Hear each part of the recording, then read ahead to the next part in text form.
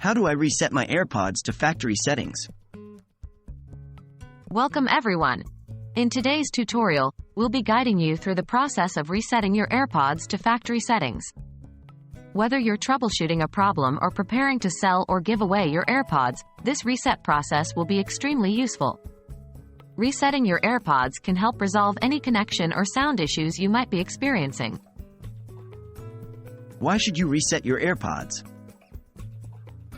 First, let's discuss why you might want to reset your AirPods. Over time, your AirPods can encounter various issues, such as a poor Bluetooth connection, inconsistent audio playback, or problems with the battery life. Resetting your AirPods can solve these problems by erasing any settings that could be causing the issues.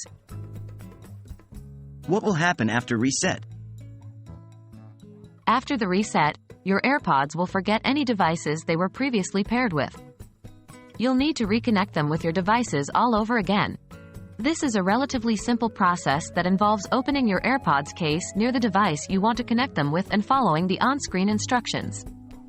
Remember that resetting your AirPods will delete all of their settings, so only do this if you're sure it's necessary. How to reset your AirPods?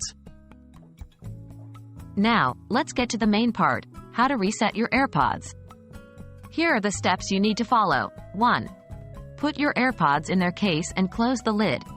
Wait for about 30 seconds and then open the lid. 2. Go to the Bluetooth settings on your device and find your AirPods on the list. Click on the I, or Info, button next to them, and then select Forget this device. 3. Press and hold the button on the back of the AirPods case. Keep holding it until you see the status light flash amber a few times and then finally flash white. 4. Your AirPods should now be reset to their factory settings. And that's it. You've successfully reset your AirPods to factory settings. We hope this guide was easy to follow and helpful for you. Remember, resetting your AirPods can be a handy solution to a wide range of issues, so don't hesitate to try it if you're experiencing problems. Thanks for watching, and we'll see you in the next tutorial.